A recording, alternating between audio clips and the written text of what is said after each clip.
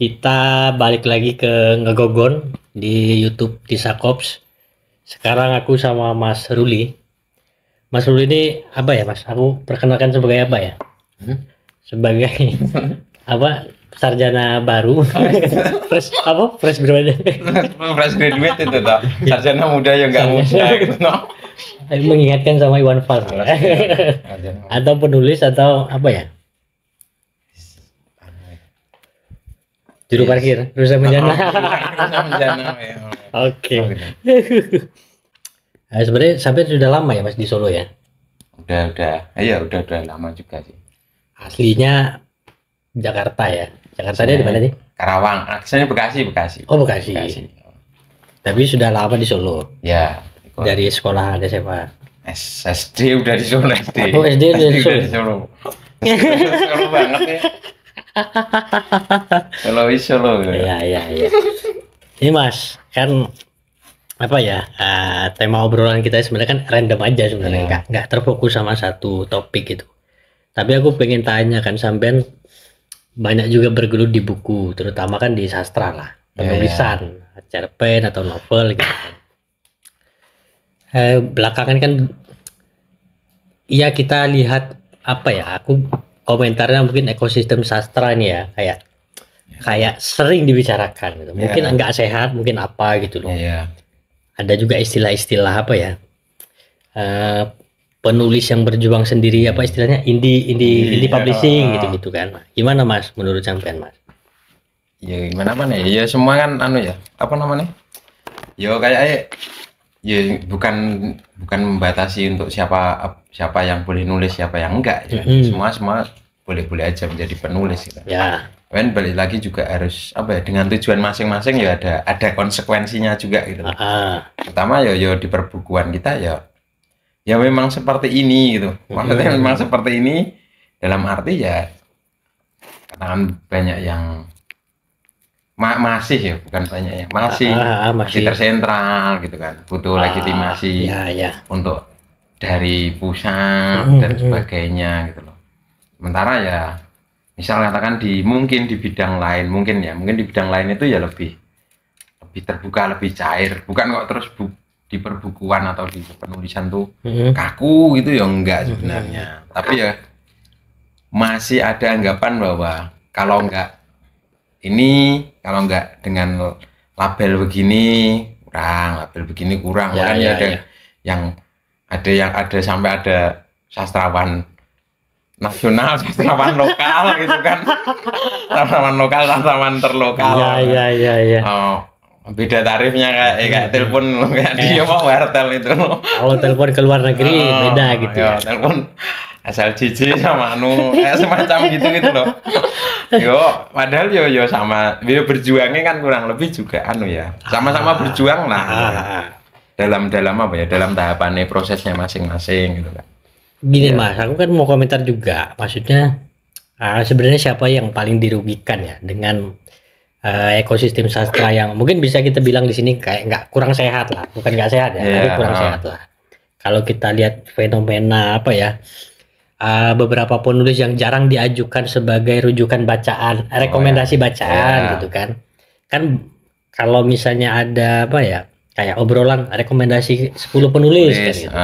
Nah, banyak yang merekomendasikan nama-nama besar nih gitu. Nah, sedangkan nama-nama kecil yang muncul di koran-koran lokal katakanlah gitu kan, itu jarang disentuh. Itu lebih baik lanjut nulis apa mending nggak usah nulis lagi? Atau gimana? Lanjut nulis dia kayak lagu NR aja, kita belanja sampai mati, kita nulis sampai mati gitu kan. Akhirnya dia balik lagi kurang sehat kan, karena itu kalau bicara yang dirugikan kita mandang satu ekosistem itu kan berarti keseluruhan loh. Ada penulis, ada penerbit, ada bahkan sampai pada toko buku. Bahkan kalau lebihannya banyak sekali yang berkaitan gitu loh. Akhirnya satu sama lain juga kena dampaknya sebenarnya. Bukan berarti bahwa yang direkomendasikan, misal merekomendasi 10 penulis, ya dalam tanda kutip itu aja, itu jelek juga enggak, tapi kan juga masih banyak loh penulis-penulis lain juga gitu loh. Tapi kalau aku bilang gini kan seakan-akan karena aku nulis juga seakan-akan aku ingin mempromosikan banget diriku gitu kan. Nah, antar balik lagi ke meskipun kita nggak gubris dengan pandangan orang lain, tapi kan selalu ada komen dan harus siap dengan itu sinisme itu tuh selalu ada gitu ya, kayak ya siapa sih kamu kayak nggak pantas merekomendasikan diri sendiri atau lingkungan sendiri gitu ya. Kamu belum keterima di koran nasional kok gitu-gitu dan tapi bener Mas, sebelum kita lanjut ya, aku kan ngobrol-ngobrol juga ke beberapa senior kan. Dulu tuh memang ini intermezzo sedikit ya. Dulu tuh memang ada kayak salah kaprah lah.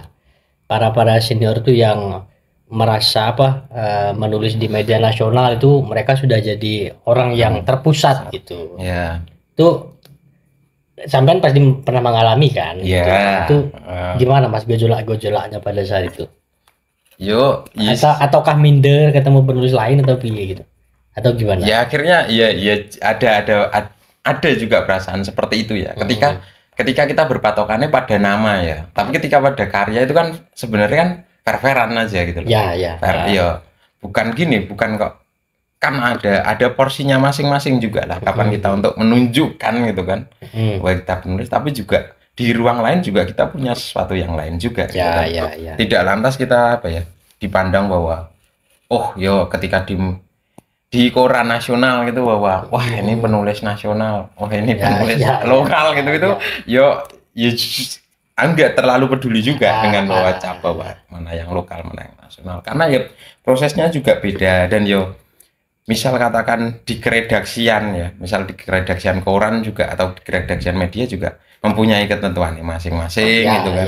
Dan akan sangat kompleks lah gitu loh.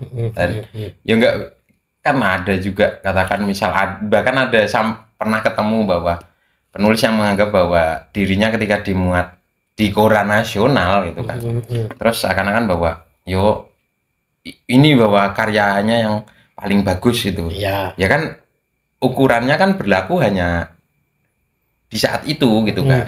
Nah kekaryaan kan terus berkembang pada kenyataannya. Apalagi bukan jaminan bukan berarti bukan jaminan seumur hidup. Bukan jaminan seumur hidup bahwa itu terbaik sepanjang masa gitu kan. Enggak juga gitu kan.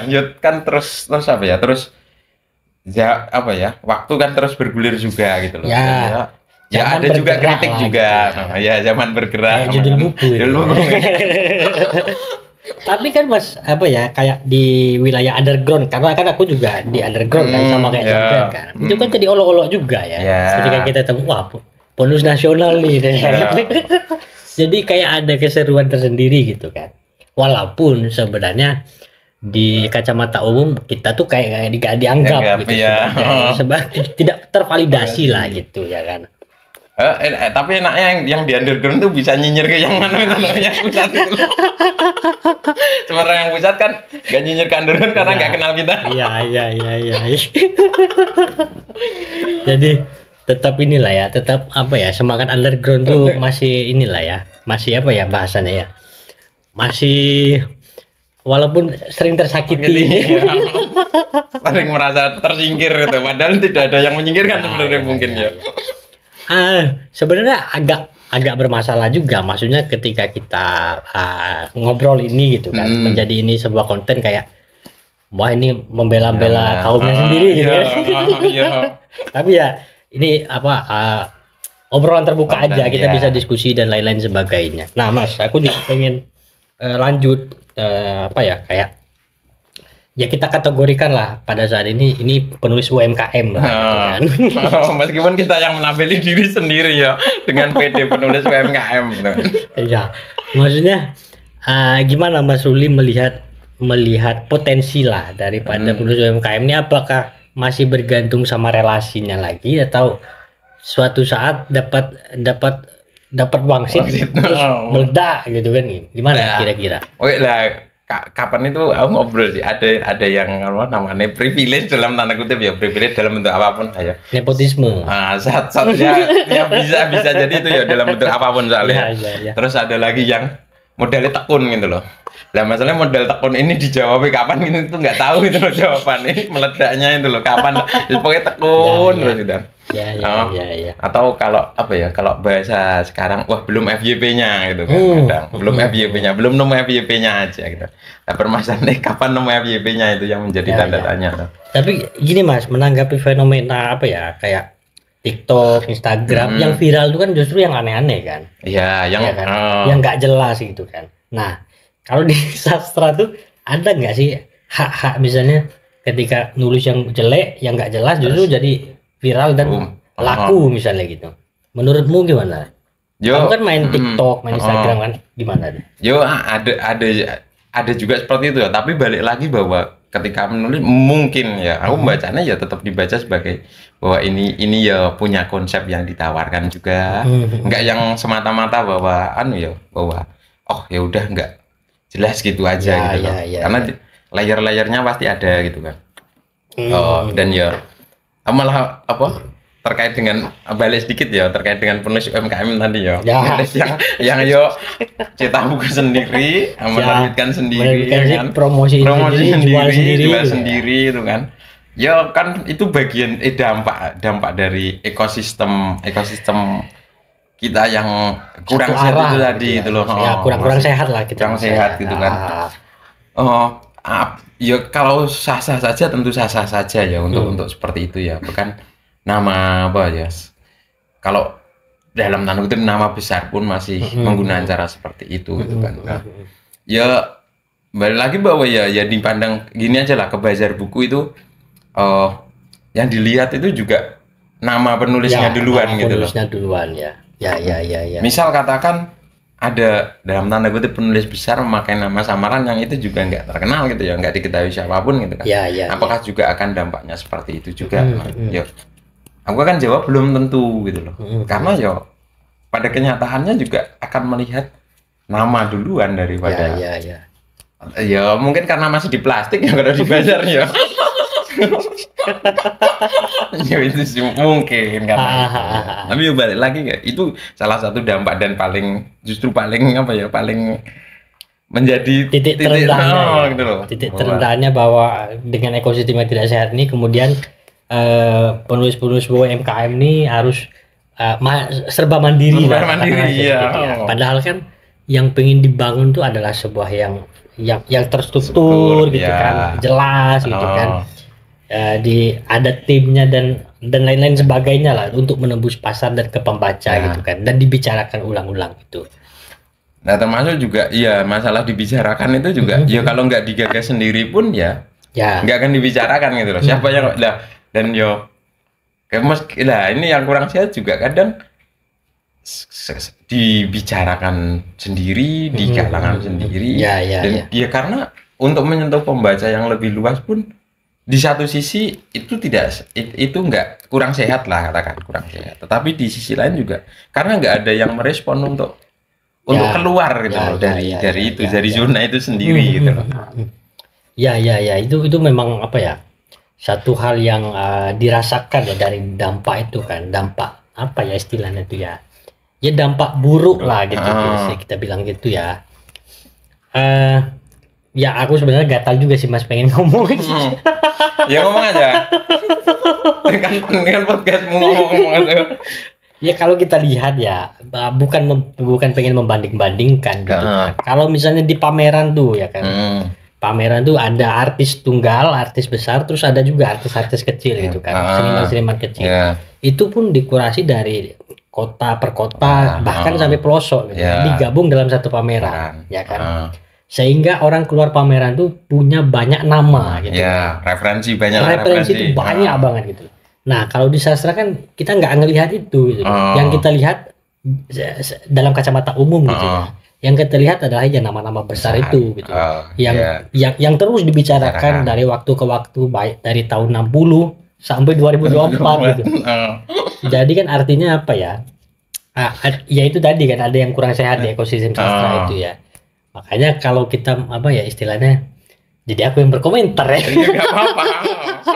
Gak apa-apa. Jadi istilah kalau kita menuntut kenapa ya sastra begini-gini aja, gini-gini aja, dong ekosistemnya nggak jalan kok gitu ya. kita tidak bisa melihat potensi apa ya, karya tumbuh gitu. Jarang banget ya kalau di sastra. Nah, Mas, sebelum kita jauh dan terjebak dalam pembicaraan itu, aku pengen geser dulu, Mas, ke masalah ini apa, terminal. Kan sampai tahun berapa sih nerbitin Kumcer ini ya, bukunya ya, Kumcer Terminal ini ya. Terminal. Ini Kumcer kan, kumpulan cerpen. Ini dari terbitin nominal ini tahun berapa, Mas? 2019. Ini ada kan pengantarnya untuk bapakku. Nah, ini kita geser topik ya. Tadi kan kita ngomongin ekosistem. Nah, mungkin ini berlanjut juga dengan ekosistem ini, karena ini mandiri juga kan. Gitu. Nah, apa Mas yang berkesan dengan terminal ini? Apakah sampean hidup di terminal, apa pura-pura hidup di terminal? Nah, iya menarik. Karena yang kenyataannya kayak gimana dan pura-pura itu sekarang udah gak jelas gitu loh. Iya, benar. Kan kadang ya kalau denger kayak misal apa, baca atau dengar cerita itu kan berapa seniman dulu itu kan terlibat secara langsung gitu loh. Untuk katakan misal Perupa itu terlibat di desa itu untuk apa ya? Ya semacam program apa? Kayak ini apa namanya, residensi. Nah, semacam gitu udah kalau ini menyederhanakan aja ya, bukan berarti bahwa program itu residensi gitu enggak, tapi menyederhanakan aja.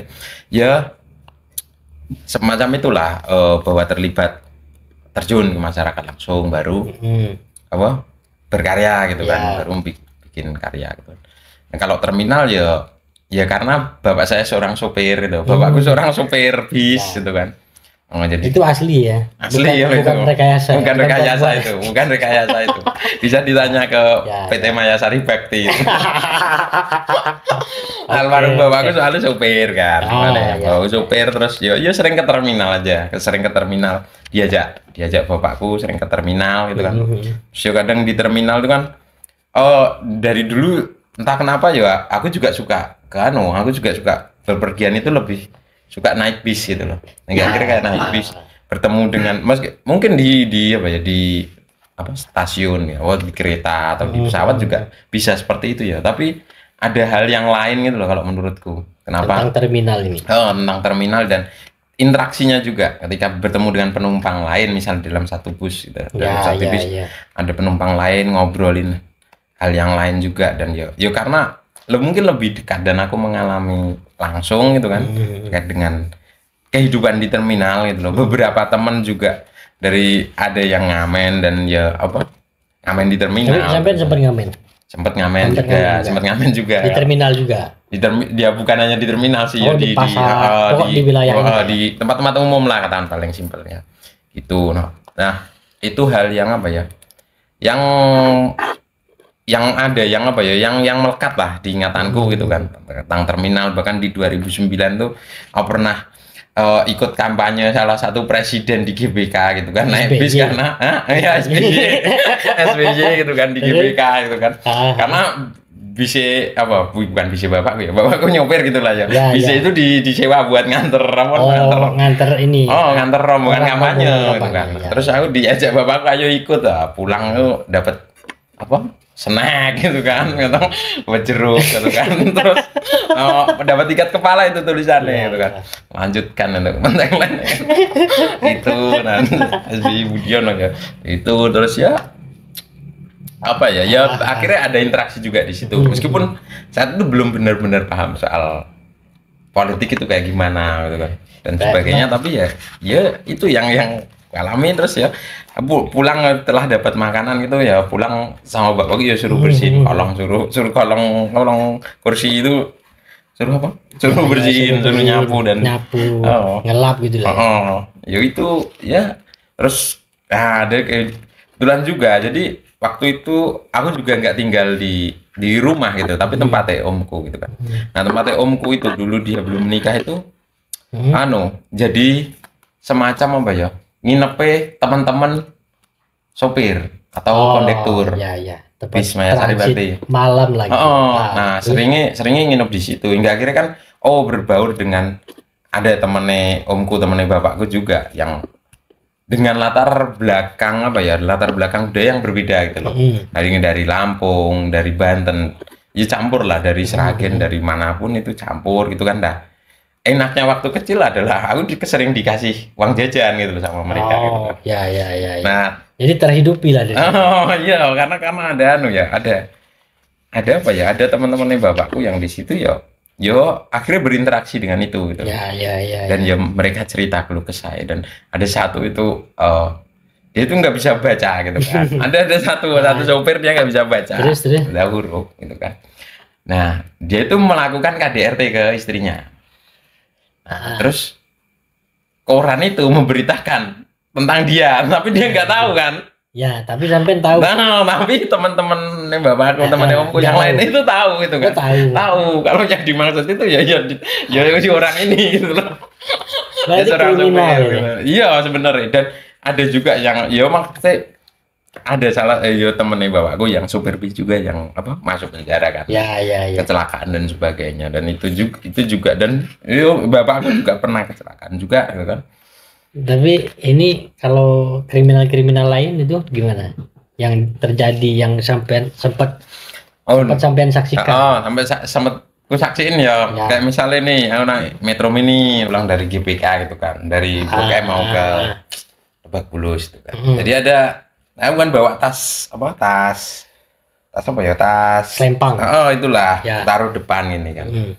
Jadi ada yang apa ya, gerayangin gitu loh. Jadi ada duduk nih, terus di bis kan ada itu kayak semacam gini kan, yang di depan itu loh, sebelum ke sopir. Kursi depan itu kan. Jadi bukan kursi paling depan sih, kursi depan yang belakangnya sopir ada kursi, terus ada kursi lagi itu kan ada besinya gini kan. Kayak penghalang gitu. Nah, terus jadi kayak apa ya, gerayangin gitu loh, mau ngambil dompet di tas gitu loh. Yo, aku nggak bisa bilang bahwa ya copet gitu ya, enggak ya.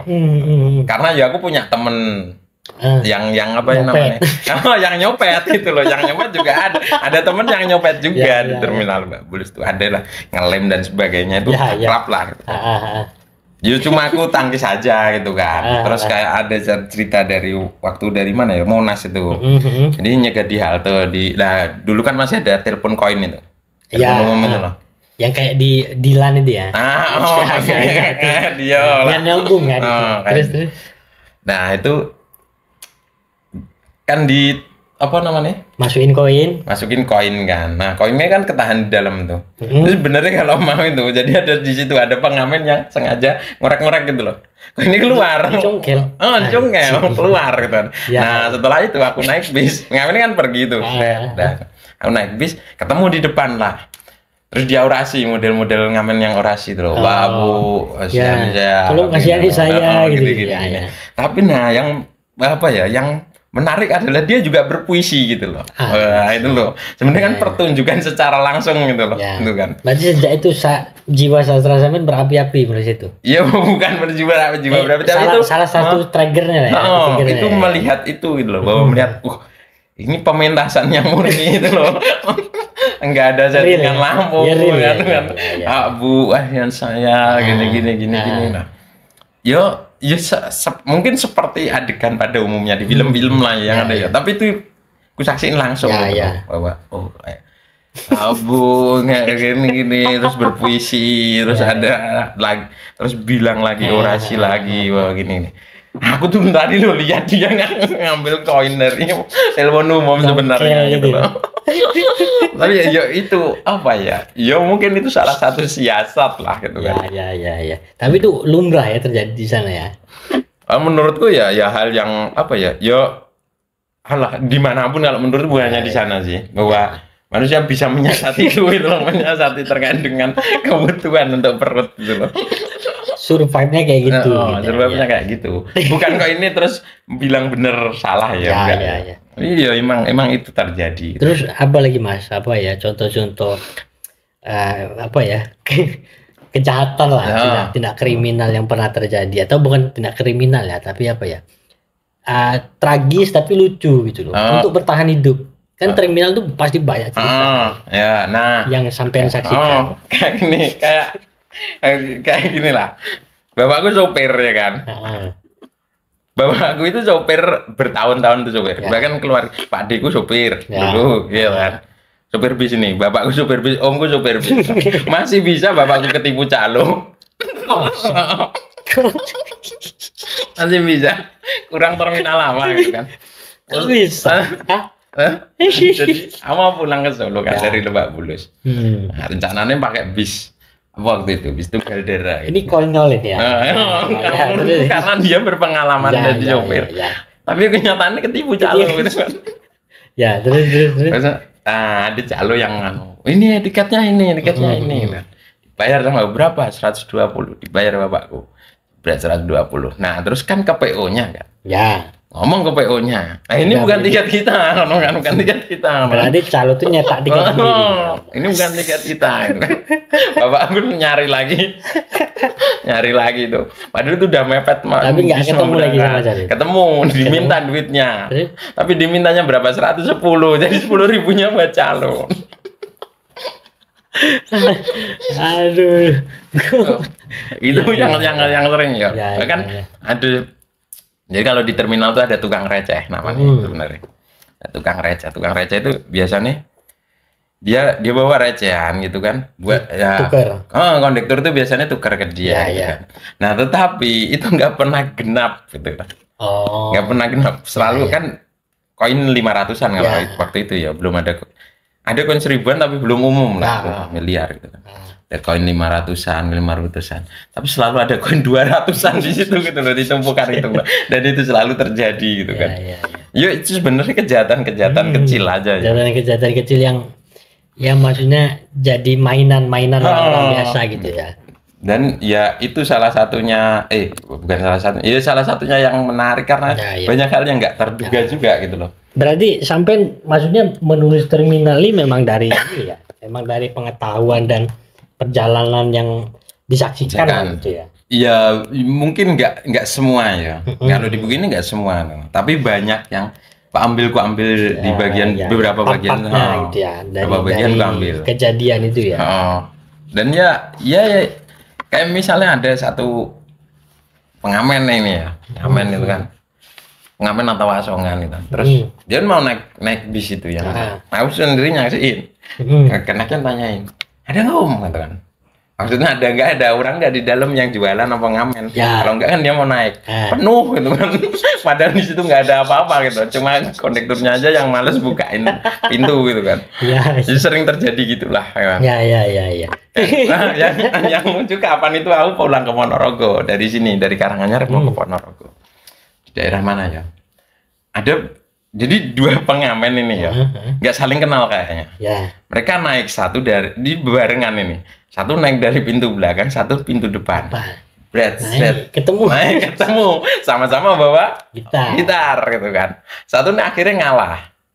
Diam dulu. Atau Dia turun? kan enggak naruh gitarnya ya di di bagasi atas itu loh.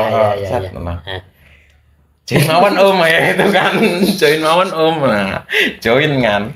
Masalahnya adalah, aku bukan aku nggak bisa nyanyi juga ya. Tapi aku juga dengar suaranya ya. Yang bawa gitar ini suaranya fals. Sementara yang naruh gitar ini suaranya lebih bagus. Ya. Tetapi kan pembagiannya yang kerja, yang bawa gitar kan lebih kerja, yang males itu loh. Yang nyanyi ini kan bagiannya dapat sedikit gitu kan. Tapi kan ketika udah selesai sama mereka dua, terus kan ngobrol nih. Dan duduk, aku curi dengar lah, kan. Jadi yang gak bawa gitar ini ngiklasin pendapatannya buat yang bawa gitar. Karena apa? Sedikit. Karena sedikit itu apa? Nggak tahu sih, bukan karena sedikit, mungkin karena kerjanya lebih lah bawa gitar dia gitu.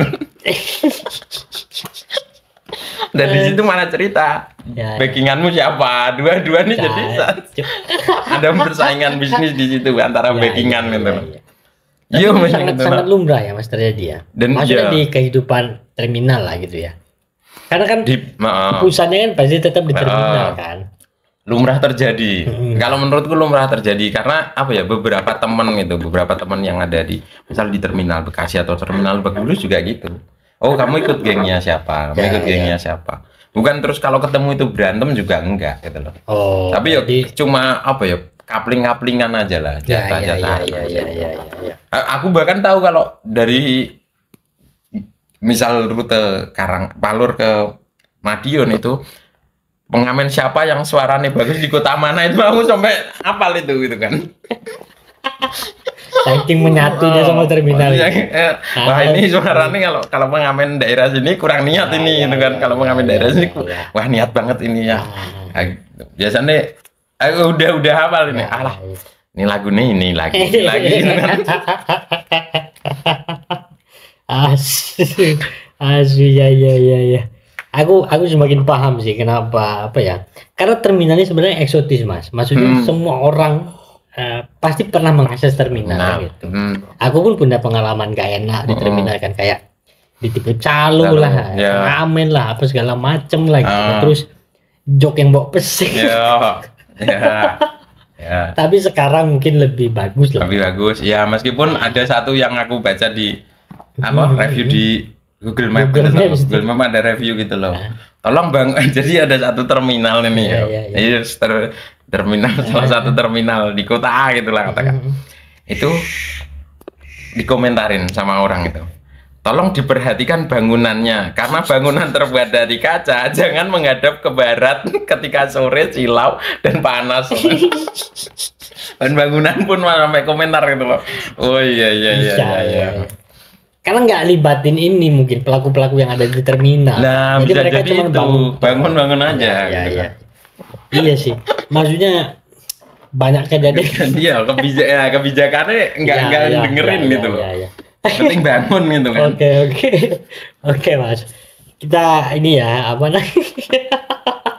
Itu sebenarnya masih banyak yang bisa kita gali. Ya. Nah, kita balik dulu ke ke sastra tadi ya. Iya. Sebenarnya aku pengen tanya juga, maksudnya dari pengalaman sampean yang di terminal, Bapak sampean kan supir kan itu sudah ada ini belum kepikiran atau keinginan untuk menulis atau apa udah ada belum ya? Kalau saat itu di terminal itu ya belum aja, belum ada. Belum ada. Belum ada. Justru setelah itu gitu. Setelah itu yo baru ada keinginan nulis. Kenapa? Ya aku ambil yang deket aja terminal gitu kan. Iya, karena memang sampai rasakan gitu kan. Secara langsung gitu ya, terlibat di terminal secara langsung daripada bandara ataupun stasiun dermaga gitu-gitu. Stasiun kan udah punya Putu Wijaya juga ya. Laku itu. Iya, itu. Ini laku ya. Nah, itu kurang ya. Ini dampak dari itu tadi kan, dari yang kita bicarakan di awal tadi. Ini Mas, ini kan sebenarnya kan bukan buku pertama sampean. Buku pertama sampean apa? Ini kan apa? Novel pertama ya. Iya, novel. Ini Kumcer pertama. Ini Kumcer kedua. Oh, Kumcer kedua. Oke, Kumcer pertama apa? Cakrawala Gelap. Oh ya, aku tahu covernya hitam. Iya. Sesuai judul. Dan cuma kasih font gitu aja. Nah. Nggak enak ngerepotin banyak orang. Iya. Aku Oke, aku pengen bahas ini Mas. Novel pertama lah gitu kan. Karena beberapa tahun belakangan itu kan ada sempat kejadian Kanjuruhan, tragedi Kanjuruhan. Tragedi Kanjuruhan. Itu kan ramai banget tuh Mas. Sampai kan selain hidup di terminal, ini pengetahuanku aja. Aku nggak ngerti juga sebenarnya kayak gimana gitu. Sampai kan sering nonton bola, gitu kan. Sering juga ikut supporter gitu. Nah, sama dugaanku sama seperti terminal. Memang mengalami langsung, makanya novel ini dibuat lah gitu. Nah, ini bener nggak? Maksudnya memang sampean supporter bola dulu baru nulis ini atau nulis ini baru supporter bola? Oh, iya supporter bola dulu. Supporter bola dulu baru nulis sih. Supporter bola dulu. Ini baru diterbitin Kompas ya? Tahun 2018 ya. Oh, setelah ini sebelum ini ya. Ya. Harusnya kita ngobrol ini dulu tadi. Ya. Nah, sebenarnya kan aku juga pengen tanya ini Mas, ya istilahnya apa? Ya standarnya suka duka lah. Kayak terminal tadi kan. Supporter ini pun kalau kita lihat ekosistem sepak bola, bisa kita bilang ekosistem ya atau enggak ya? Mungkin atau gimana menurut sampai? Aku kan nggak terlalu ngikutin bola. Ngikutin bola tuh pas Piala Dunia aja.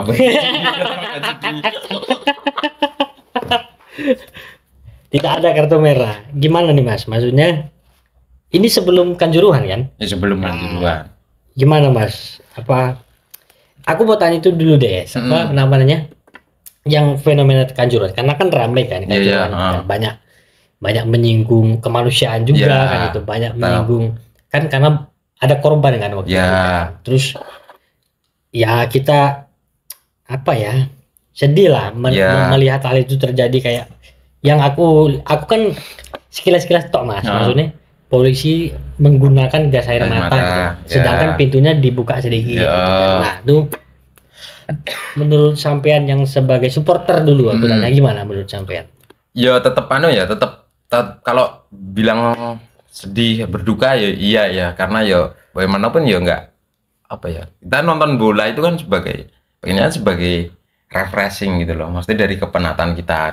Kalau di stadion itu kan kita kalau ke stadion itu nonton secara langsung itu banyak banget lah apa ya? Ya aku pengen tanya penasaran juga. Maksudnya euforia nonton langsung tuh gimana Mas? Ya. Aku belum pernah loh. Nah, makanya aku tanya.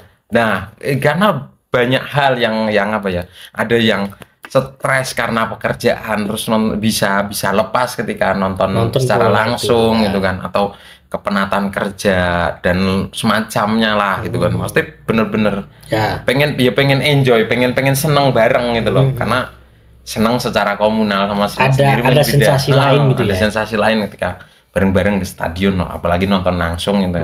Apalagi klub yang didukung gitu. Dan ya kalau bilang apa namanya pengen menang berarti pengen menang terkait dengan apa klub yang didukungnya gitu.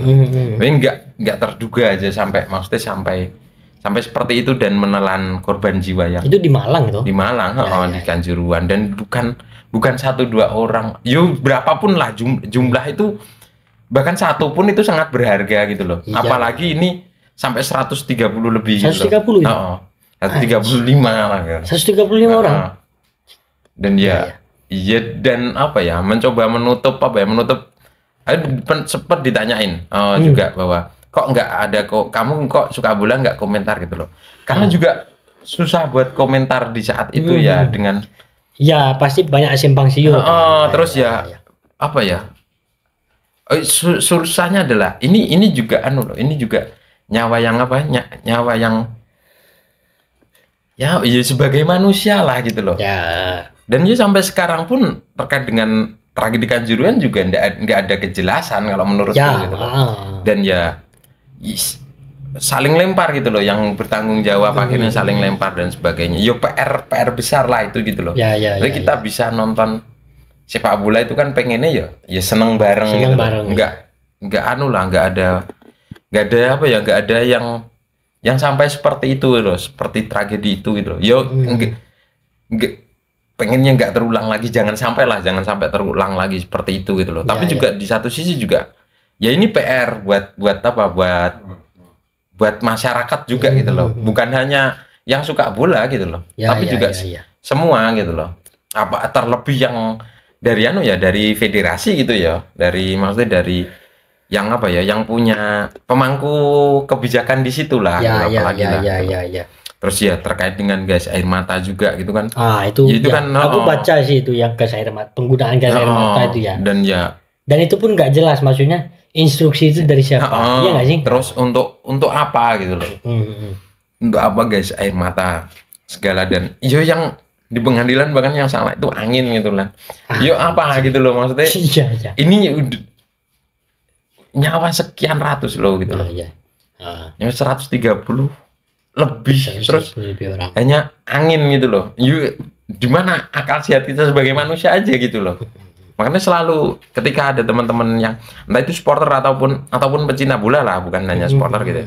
saya sepak bola untuk menyuarakan bahwa usut tuntas tragedi Kanjuruhan aku akan setuju juga gitu loh ini PR kita juga gitu terlebih pada yang pemangku kebijakan di situ misal katakan dari PSSI atau dari federasi atau PT Liga gitu kan kan sampai sekarang belum ada titik terang itu gitu loh benar Mas nggak ada tapi itu bisa dibilang pelanggaran HAM nggak Mas Iya. Bisa Iya. dibilang. Kalau aku akan bilang iya gitu loh. Karena aku sempat juga lihat setelah beberapa waktu itu kayak pertandingan bola di luar negeri pun juga mengkampanyekan itu kan Kanjuruhan.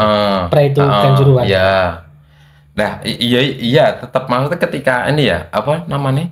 Satu tragedi itu kan bukan yang berduka itu bukan hanya yang ada di negara itu gitu loh. Bahkan ya elemen sepak bola lainnya juga gitu loh. Liga-liga iya, aku lihat maksudnya kayak walaupun aku nggak mengikuti bola kan, tapi aku ngelihat kayak berita bahwa pertandingan ini itu Kanjuruhan.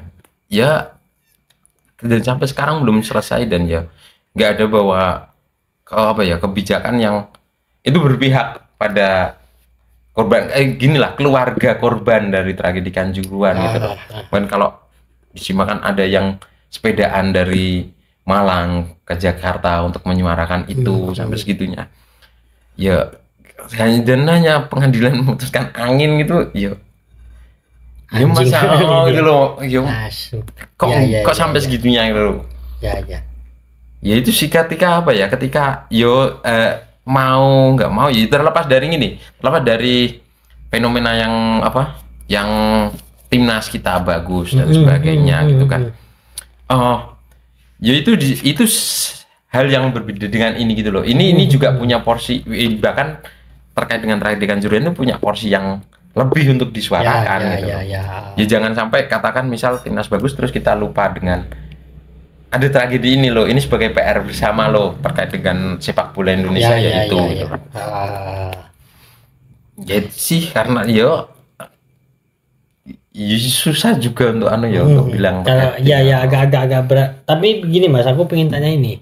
Kalau dari undergroundnya kolektif supporter tuh siapa sih yang diberatkan untuk bertanggung jawab itu sebenarnya siapa? Ya tetap pihak keamanan jelas itu ya, karena ada standar operasi yang nggak dilakukan kayak gas air mata itu standar operasi dari mana kok ada gas air mata gitu kan, yang panitia penyelenggara gitu kan, kemudian ya PT Liga gitu loh dan jadi apa ya simpang siur dan saling lempar aja gitu nggak ada dan federasi juga harus mengambil sikap juga gitu loh. Kenyataannya nggak ada yang sikap yang tegas gitu loh. Dan dari kelompok supporter pun kelompok supporter lain pun menyuarakan itu juga gitu loh. Dan kalau beberapa teman-teman bahkan teman-teman yang bikin zin itu juga banyak juga yang ada juga yang bikin zin gitu. Misal contoh aku baca dari teman-teman dari dari Bojonegoro gitu, pendukung Persibo Bojonegoro itu juga bikin zin terkait itu. Ya memang apa ya, kanal untuk menyuarakan itu gitu. Ya. Itu sih. Aku bisa aku ngikutin berita. Maksudnya aku nggak terlalu melek sama sepak bola kan, karena tidak terlalu mengikuti lah gitu. Tapi berita dan peristiwa tragedi Kanjuruhan itu aku mengikuti gitu sedikit itu. Nah, Mas, maksudnya setelah itu kan berlarut-larut di sampai sekarang kan nggak ada kejelasan gitu kan. Piye menurutmu? Aku tanya sebagai supporter. Masa depan sepak bola Indonesia itu piye menurutmu dengan adanya cedera lah, cedera tentang HAM lah gitu kan. Piye menurutmu? Ya gini ya, untuk apa namanya? Aku sebagai supporter gitu ya. Ya sampai sekarang pun aku akhirnya nggak nonton Liga Indonesia aja. Nggak nonton Liga Indonesia karena itu gitu loh. Karena salah satunya adalah ini belum selesai gitu. Ya kalau bukan kok menghalangi teman-teman supporter yang lain untuk menonton ya itu masing-masing gitu loh. Tapi juga jangan sampai abai atau lupa gitu loh terhadap tragedi ini gitu kan. Dan ya sebagai supporter ya inginnya ini ya selesai. Itu salah satu sikap ya. Kalau gini, aku ngambil sikap seperti itu sebagai aku pribadi ya. Kalau teman-teman yang lain, komunitas supporter yang lain mengambil sikap seperti apa, silakan, dan ya nggak henti-hentinya menyuarakan itu juga gitu loh. Bahwa ini juga tragedi yang memang belum selesai. Iya Mas. Cuman sampai sekarang pun kita masih bingung ya, maksudnya pengen minta kejelasannya sama siapa? Gitu. Siapa yang harus bertanggung jawab gitu? Dan ya karena satu sama lain saling lempar tanggung jawab juga gitu loh. Bukan kalau apa ya, kalau secara apa ya, secara nggak langsung gitu loh ya. Kan ketua PSSI kita gitu kan. Itu kan salah satunya juga apa ya, pernah bilang gitu loh bahwa sebelum apa, sebagai ketua PSSI itu ingin menyelesaikan itu. Tapi nyatanya sampai tapi nyatanya setelah selesai dan terpilih lagi juga belum ada kejelasan. Iya sampai sekarang pun ya nggak jelas juga. Iya. Ya mungkin sibuk mas. Tapi ya nggak bisa sibuk, nggak bisa sebagai alasan juga. Ya itu PR gitu. Ya masih menjadi PR bersama lah. Ya semoga nanti ada kejelasan dan ada pihak yang terang. Ada titik terang lah intinya gitu. Intinya gitu. Kita pengen ada titik terang lah untuk satu kasus atau tragedi yang besar gitu kan, yang sangat mencederai, yang bahkan sudah internasional kan gitu. Dibicarakannya ya, bukan cuma nasional aja. Oke mas, sebenarnya banyak lagi yang bisa kita ulik ya. Tadi itu soal sastra juga belum beres sebenarnya tadi itu. Masih jadi PR. Gitu. Terus terminal tuh yang guyup apa gayeng gitu kan. Terus curang-curang. Sampai ngobrolin sepak bola gitu kan. Oke, terima kasih sudah menyaksikan Ngegogon. Ngegogon tuh ngegosip-gosip underground. Oke, siap. Ini tuh ada honornya mas. Oke, siap. Honornya 15 juta. Oke. Cuman satu batang rokok itu 15 juta juga. Siap. 15 juta dapat. Bisa membantu ekosistem sastra kira-kira ya. Oke, terima kasih.